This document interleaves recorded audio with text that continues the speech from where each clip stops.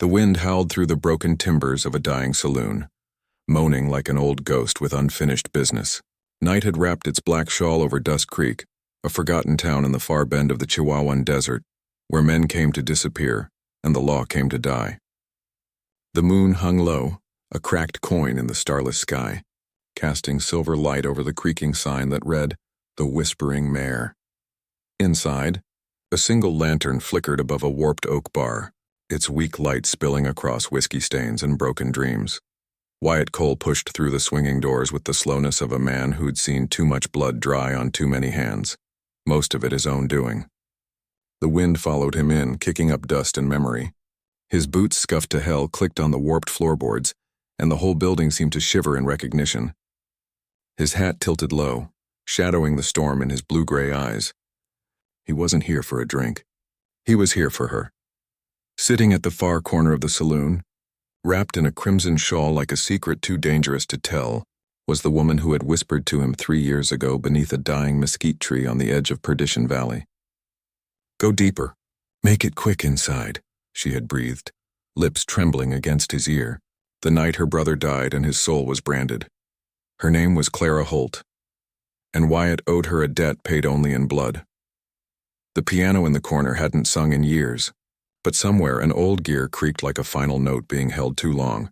Wyatt's hand hovered near the worn leather of his gun belt. Not to draw, just to remember the weight of it. The saloon smelled of stale whiskey, smoke, and betrayal. She didn't look up when he approached. She just traced the rim of her empty glass with one pale finger, slow as a funeral hymn. "You came," she whispered without turning. Wyatt pulled out the chair opposite her. It groaned beneath his weight like it remembered him too. "You sent word. I figured hell wouldn't wait forever."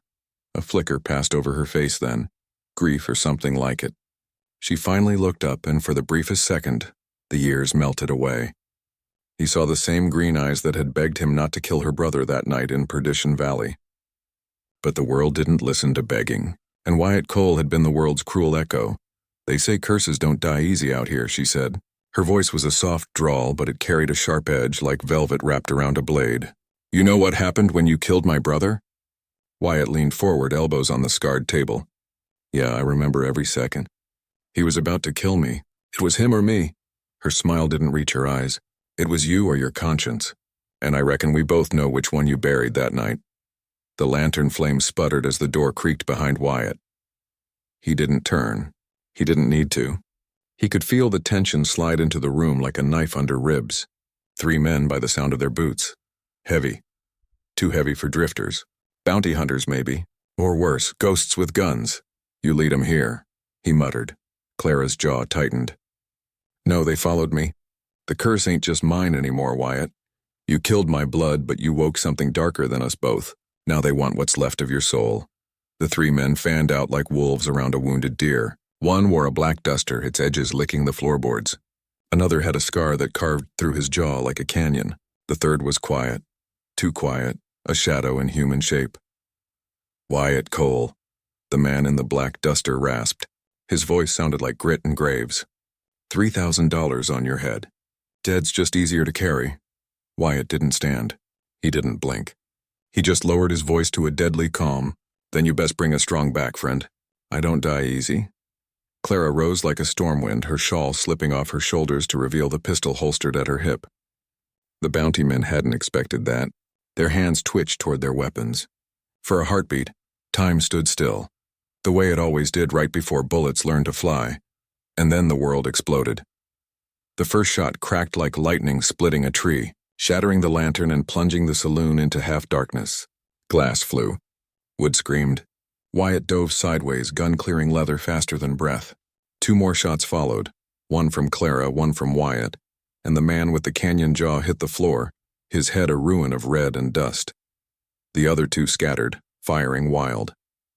A bullet kissed Wyatt's hat clean off. Another splintered the bar inches from Clara's spine. She moved like someone who'd been born in gun smoke, crouched low, eyes burning. "You still shoot straight," Wyatt growled, slamming a fresh cartridge into his Colt. "You still get yourself in deep," she spat back, emptying her revolver toward the shadows. The silent man rushed from the side, blade drawn. Wyatt spun, Steel meeting steel as he slammed the barrel of his gun into the man's throat. The blade nicked his forearm. Hot, wet pain. But the man went down, choking on his own breath. The last bounty hunter backed toward the door, bleeding, eyes wide like he'd just seen the devil dance. Wyatt raised his gun. "No," Clara whispered. Wyatt hesitated. 1 second, 2, then he lowered the gun. The man stumbled out into the desert night, swallowed by the wind. The saloon fell into silence, broken only by Wyatt's ragged breathing and the soft hiss of dying lantern flames. Blood painted the floorboards. Wyatt wiped his arm and looked at Clara. "Why?" he asked. "Why stop me?" She stared at the door. "Because that's how the curse grows. Blood on blood. If we kill them all, it never ends. You can't shoot your way out of what's chasing us, Wyatt." He swallowed hard. "Then what's chasing us?" She met his gaze, and for the first time since Perdition Valley, he saw fear in those emerald eyes. "The night you killed my brother, you killed the last heir of the Holt curse. But that curse don't die with blood. It latches on. It found you." Wyatt felt it then, a cold wind that didn't belong in this world seeping through the cracks of the old saloon, like fingers made of ice trailing over his spine. He'd felt it before every night since Perdition Valley, but he'd buried it like everything else. Clara stepped closer. She smelled of gunpowder and desert rain. Her voice was a ghost's whisper close enough to cut.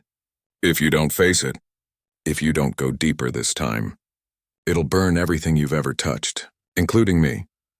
The words echoed, old and new, a curse and a promise. Go deeper. Make it quick inside. That was what she'd whispered that night. He'd thought she meant to kill her brother fast. But maybe it had meant something far worse. Wyatt lowered his eyes. "Where?" "Perdition Valley." Her answer was steady, like a blade pressed against a throat. "Where it began, where it ends." Outside, the wind picked up, howling through the dying town like a creature waking from sleep. Wyatt holstered his gun and stared out the cracked window toward the black horizon. He wasn't afraid of men. He wasn't afraid of bullets. But the thing waiting in Perdition Valley was neither. He turned back to her. "Then we ride at dawn," she nodded.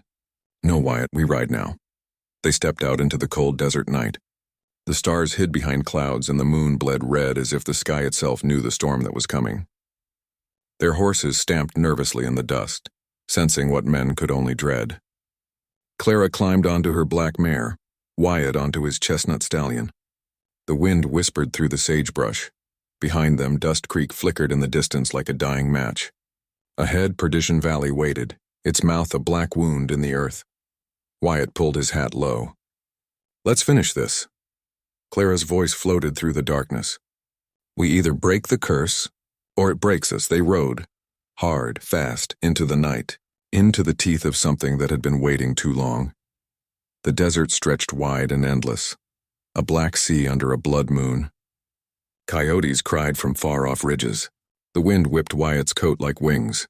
Memories clawed their way back. Clara screamed, the gunshot, her brother falling. His own shaking hands. The brand burned into his soul.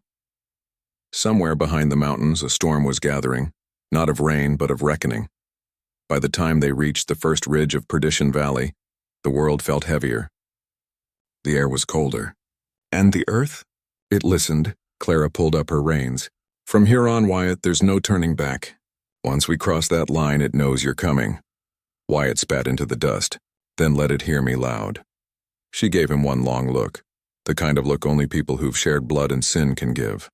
Then she whispered the same words she had all those years ago, soft as a dying prayer. "Go deeper, make it quick inside," but this time Wyatt understood. This time, it wasn't about killing, it was about redemption.